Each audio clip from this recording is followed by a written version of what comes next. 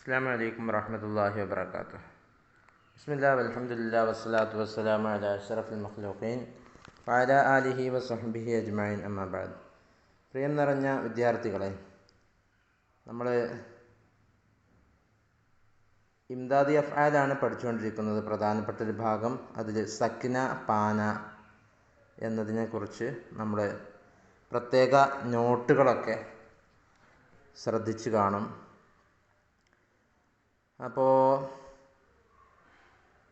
ഇനി അതിന് ശേഷം നമുക്ക് ഒമ്പതാമതായിട്ട് ചുക്കിനയാണ് പഠിക്കാനുള്ളത്. ചുക്കിന എന്നത് ഇഖ്തിതാമു അഞ്ചാം, ഒരു പണി ചെയ്ത് തീർന്നിട്ടുണ്ട് എന്നത് അറിയിക്കാൻ വേണ്ടിയിട്ടാണ് ചുക്കിന കൊണ്ടുവരാറുള്ളത്. ഞാൻ തിന്നു കഴിഞ്ഞു, ഞാൻ പോയി കഴിഞ്ഞു, ഞാൻ ഡോക്ടറെ കാണിച്ചു കഴിഞ്ഞു.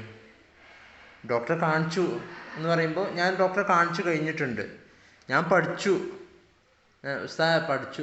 ആരൊക്കെയുണ്ട് പഠിച്ചത് എന്ന് ചോദിക്കുമ്പോൾ കുട്ടികൾ പറയും ഉസ്താദ് ഞാൻ പഠിച്ചു. എന്നാൽ മൈ പഠിച്ചുക്ക എന്നാണ് പറയാം. മൈ പഠിച്ചുക്ക അഥവാ ഞാൻ എൻ്റെ പഠിത്തം പഠിച്ചു തീർന്നിട്ടുണ്ട് എന്നാണ് അതിൻ്റെ മാന വരുന്നത്. മൈ ഏ കിതാബ് പഠ് ചുക്കാഹൂ. പഠനാ ചുക്കാഹൂ എന്ന് പറയാൻ പറ്റുമോ? ഇല്ല. പഠ് ചുക്കാഹൂ. മൈ ഏ കിതാബ് പഠ് ചുക്കാഹൂ എന്ന്. ഉദാഹരണങ്ങളൊക്കെ ശ്രദ്ധിക്കുക. മൈ ഏ കിതാബ് പഠ് ചുക്കാഹൂ. ഇനി പഠന ഉഠന ബൈഠന, ഇതൊക്കെ പെട്ടെന്ന് അല്ലെങ്കിൽ യാദൃശ്ചികമായി സംഭവിച്ചു. അച്ചാനക് ഓർ ജൽദി, പെട്ടെന്ന് സംഭവിച്ചു, യാദൃശ്ചികമായിട്ടും സംഭവിച്ചു എന്നതിന് ഉപയോഗിക്കാറുണ്ട്. പഠന ഉപയോഗിച്ചൊരു ഉദാഹരണമാണ് കുത്തേക്കോ ദേഖർ ബച്ചെ ദൗഡ് പടേ. അതിനെങ്ങനെ അർത്ഥം പറയാം? നായയെ കാണേണ്ട താമസം, കുട്ടി ഓടിപ്പോയി. അപ്പോൾ അവിടെ എന്തുണ്ട്? അവിടെ ഒരു ജൽദി, വേഗം ഓടി എന്നുള്ളൊരു അർത്ഥം കിട്ടുന്നുണ്ടല്ലോ. ഉഠന എന്നതിൻ്റെ അർത്ഥം ഉദാഹരണം നോക്കൂ. ഖാലിദ് ബോൽ ഉഠ. ഖാലിദ് പറഞ്ഞിട്ടേ ഉള്ളൂ കെ മൈ നഹി ജാഊംഗ. ഖാലിദ് ബോൽ ഉഠ. ഖാലിദ് വേഗം പറഞ്ഞു. എന്താ പറഞ്ഞ്? മൈ നഹി ജാഊംഗ, എന്നെ കൊണ്ട് പോകാൻ കഴിയൂല. ആരാ പോവുക ചോദിച്ചപ്പോൾ ഖാലിദ് നേരെ വേഗം എണീറ്റെന്ന് പറഞ്ഞു. ബോൽ ഉഠ, എണീറ്റെന്ന് പറഞ്ഞു എന്നല്ല, വേഗം പറഞ്ഞു എന്നാണ് അതിൻ്റെ അർത്ഥം. ബൈഠന, ബच्चे ഉസ്താദ് സെ അച്ഛേ സവാൽ കർ ബൈഠത്തെ ഹെ. കുട്ടികൾ ഉസ്താദിനോട് വേഗം ഇങ്ങനെ ഓരോ ചോദ്യങ്ങൾ ചോദിക്കുന്നുണ്ട്. കുറേ വേഗം ഒന്ന് കഴിഞ്ഞാൽ ഒന്ന് പറഞ്ഞാണ്ട് ഇങ്ങനെ ചോദ്യങ്ങൾ ചോദിച്ചുകൊണ്ടിരിക്കുന്നുണ്ട്. ഇവിടെയൊക്കെ എന്തുണ്ട്? ഒരു വേഗത. നമ്മൾ മലയാളത്തിൽ പറഞ്ഞാലും പറഞ്ഞിട്ടില്ലെങ്കിലും ഈ സന്ദർഭത്തിൽ ഒരു വേഗത, ഒരു ജൽദി എന്ന സംഗതി ആ ഒരു സന്ദർഭത്തിൽ നടക്കും. ക്ലാസ്സിൽ ചോദ്യം ചോദിക്കുമ്പോൾ ഒരു ചോദ്യം ചോദിച്ചിട്ടേ ഉള്ളൂ, അപ്പോഴത്തേനും അടുത്ത ചോദ്യം, വീണ്ടും ചോദ്യം, അങ്ങനെ വേഗത്തിൽ ചോദ്യം ചോദിക്കുക. അപ്പോഴാണ് സവാൽ കർ ബൈഠത്തെ ഹെ എന്നുപയോഗിക്കുക. ഇനി 11ാമത്തതാണ് ലേന, ദേന, ആന, ജാന, രഖ്ന. ഈ വാക്കുകളൊക്കെ മുമ്പ് എങ്ങനെയെങ്കിലും വന്നിട്ടുണ്ടെങ്കിൽ അതിൻ്റെ ഉപയോഗത്തിൻ്റെ ശൈലിയിൽ വ്യത്യാസങ്ങൾ ഉണ്ടാകും. അതിൻ്റെ അർത്ഥം വരുന്നത് ഇത്മാം ഓർ തക്മീൽ, പൂർത്തിയാക്കിയിട്ടുണ്ട് എന്ന അർത്ഥത്തിനാണ്. അഥവാ ബച്ചോനെ ദോപഹർ കാ ഖാന ഖാ ലിയ, കുട്ടികൾ ഉച്ചഭക്ഷണം കഴിച്ചു കഴിഞ്ഞിട്ടുണ്ട്. ലേന എന്നതിനുള്ള ഉദാഹരണമാണ്. ഇനി ദേന എന്നതിനുള്ള ഉദാഹരണം എന്താണ്? ആപ് മേരെ ലിയെ ഏക് കിതാബ് ലാ ദേന. ആപ് മേരെ ലിയെ ഏക് കിതാബ് ലാ ദേന.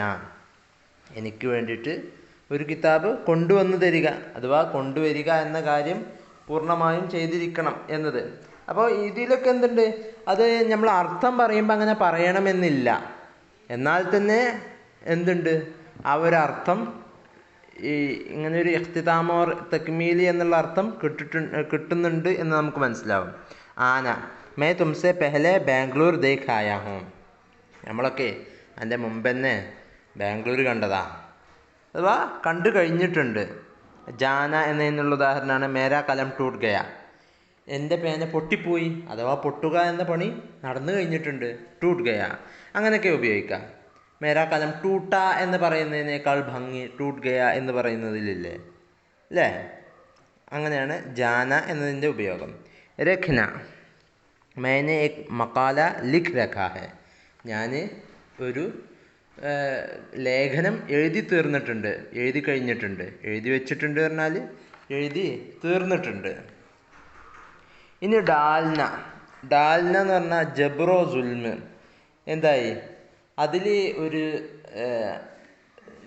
നിർബന്ധിപ്പിക്കൽ അല്ലെങ്കിൽ ഒരു അക്രമ രൂപം നമുക്ക് ഈ വാക്കിലൂടെ കാണാൻ കഴിയും. എന്തെങ്കിലും അക്രമങ്ങളൊക്കെ നടക്കുമ്പോൾ അതിൻ്റെ കൂടെ അക്രമ സംബന്ധിയായ വാക്കുകളുടെ കൂടെയാണ് ഡാൽന എന്നത് ചേർത്ത് കൊടുക്കാറുള്ളത്. നോക്കൂ, മൈനെ ഏക് സാംബ് മാർ ഡാല, ഞാനൊരു പാമ്പിനെ കൊന്നു. കൊന്നു പറഞ്ഞാൽ ആ മാർന എന്നതിൻ്റെ കൂടെയാണ് ഡാൽന. അവിടെ ഒരു സുൽമ് എന്നതിൻ്റെ അർത്ഥം അതിൽ കിട്ടുന്നുണ്ട്. ഇനി മൊത്തത്തിൽ ശ്രദ്ധിക്കാനുള്ള ഒരു കായികയാണ്, പ്രത്യേകം ശ്രദ്ധിച്ചോളിട്ടോ. ഇതൊന്നും വേറെ എവിടെ നിങ്ങൾക്ക് പഠിക്കാൻ കഴിയില്ല. മസ്കൂറ ബാല ഇംദാദി അഫ്ആൽ ഉറുദു മേ സിയാദ ഇസ്തീമാൽ കിയേ ജാത്തെ ഹെ. മുകളിൽ പറയപ്പെട്ട ഇംദാദി അഫ്ആലുകളൊക്കെ ഉറുദുവിൽ അധികമായും ഉപയോഗിക്കപ്പെടാറുള്ളതാണ്. കുച്ച് ഇംദാദി അഫ്ആൽ ലാസിം ഹെ, നേരത്തെ പറഞ്ഞ ചില ഇംദാദി അഫ്ആലുകൾ ലാസിമാണ്. ഓർ കുച്ച് മുതഅദ്ദി ഹെ, എന്നാൽ മറ്റു ചിലത് മുതഅദ്ദിയുമാണ്. യാനി ഇംദാദി ഫീൽ കോ ദേഖ്കർ ഫീൽ ലാസിം യാ മുതഅദ്ദി സമझा जाता है. ഇംദാദി ഫീൽ ഏതാണോ അത് നോക്കിയിട്ടാണ്, ആ മെയിൻ വെർബ് ഏതാ എന്ന് നോക്കിയിട്ടല്ല. ഇംദാദി ഫീൽ ഓസിലറി ആയി വന്ന വെർബ് അത് മുതഅദ്ദിയാണോ ലാസിമാണോ എന്നത് നോക്കിയിട്ടാണ് അവിടെ മുതഅദ്ദിയുടെയും ലാസിമിൻ്റെയും ലാസിമായ ഫീലിൽ വരുന്ന മാറ്റങ്ങൾ വരാറുള്ളത്.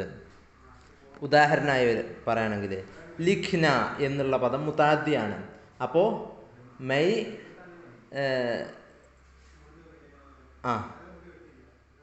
ലിഖ്ന എന്നുള്ള പദം എഴുതുക എന്നാണ് അതിൻ്റെ ആ ഒരു വാക്കിൻ്റെ അർത്ഥം.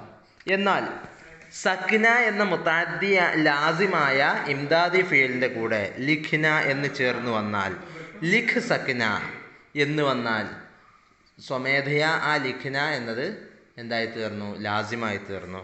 ആ സക്ന കൂടി വന്നതോടുകൂടെ അത് ലാസിമായി തീർന്നു.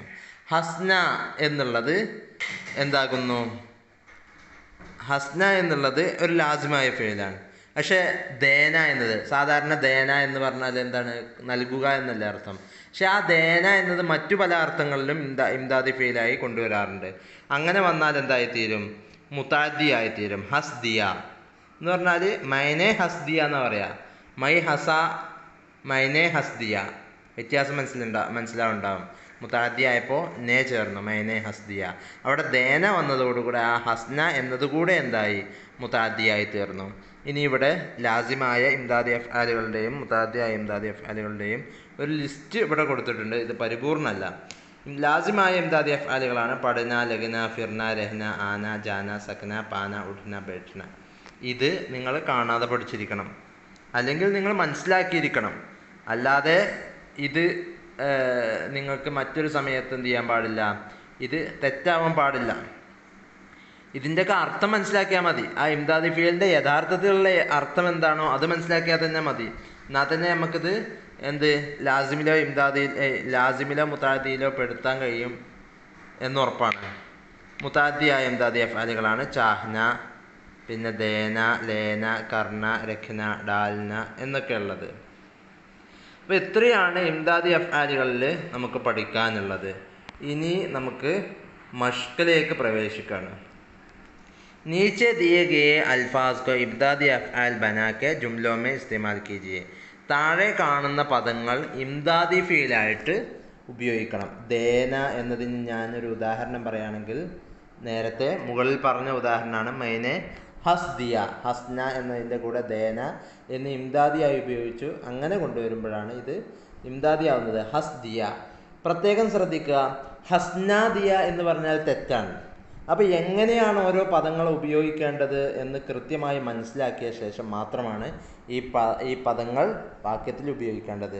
സക്കിന എന്നതിനൊരു ഉദാഹരണം പറയുകയാണെങ്കിൽ, മൈനെ കിതാബ് മൈ യേ കിതാബ് പഠ് സക്താ ഹൂँ. മൈ യേ കിതാബ് പഠ് സക്താ ഹൂँ, എനിക്കിത് പഠിക്കാൻ കഴിയും. മൈ യേ കിതാബ് പഠ് സക്താ ഹൂँ, എനിക്കിത് പഠിക്കാൻ സാധിക്കുന്നുണ്ട് എന്നതിന് മൈ യേ കിതാബ് പഠ് സക്താ ഹൂँ. പഠന എന്ന ഫേലിൻ്റെ കൂടെ സക്ന എന്ന ഇംദാദിയായി ചേർത്തു. അപ്പോഴാണ് പഠ് സക്താഹു എന്നായത്. ഇനി അതുപോലെ ബാക്കിയുള്ളതിൻ്റെ ഉദാഹരണങ്ങൾ ശ്രദ്ധിച്ചിട്ട് നിങ്ങൾ സ്വന്തമായ ജുംലകൾ കൊണ്ടുവരണം. ഇനി തർജമ കീജിയെ. താഴെ കാണുന്ന ഒരു 8 സെൻറ്റൻസുകളുണ്ട്, മലയാളത്തിലാണ്. വീണുപോയി എന്നതിന് നേരത്തെ നമ്മൾ കലം ടൂട്ട് ഗയ എന്ന് പറഞ്ഞില്ലേ, പൊട്ടിപ്പോയി. അതേപോലെ ഗിർ ഗയ എന്ന് ചേർത്ത് കൊടുത്താൽ മതി. ഇതുപോലെ ഓരോ പദങ്ങൾക്കും അനുയോജ്യമായ ഇംദാദി ഫീലുകൾ ചേർത്തിട്ട് വേണം തർജ്ജമ ചെയ്യാൻ. ഒരു സാധാരണ തർജ്ജമയല്ല നമുക്ക് വേണ്ടത്. ഓരോ സെൻറ്റൻസിലും ഇംദാദി ഫീല് ചേരുക നിർബന്ധമാണ്. ഇനി തർജ്ജമ കീജിയെ. താഴെ കാണുന്ന സെൻറ്റൻസുകൾ തർജ്ജമ ചെയ്യണം. പിന്നെ പച്താന എന്ന് പറഞ്ഞാൽ പശ്ചാത്തപിക്കുക എന്നാണ് കേട്ടോ. 4-ാമത്തതിൽ പച്താന എന്നുണ്ട്. പശ്ചാത്തപിക്കുക എന്നാണ് അതിനർത്ഥം. അതിന് മൊത്തർത്ഥം ഞാൻ പറയാൻ പറ്റില്ലല്ലോ, പിന്നെ നമ്മളെ എക്സസൈസായി കൊടുത്തത് വെറുതെ ആവും. അപ്പം ഇൻഷാ അല്ലാഹ് നിങ്ങൾ സ്വന്തമായിട്ട് ഇതൊക്കെ ചെയ്ത് തീർക്കണം. ആഖിറു ദഅ്വാനാ അൽഹംദുലില്ലാഹി റബ്ബിൽ ആലമീൻ. അസ്സലാമു അലൈക്കും വറഹ്മത്തുള്ളാഹി വബറകാതുഹു.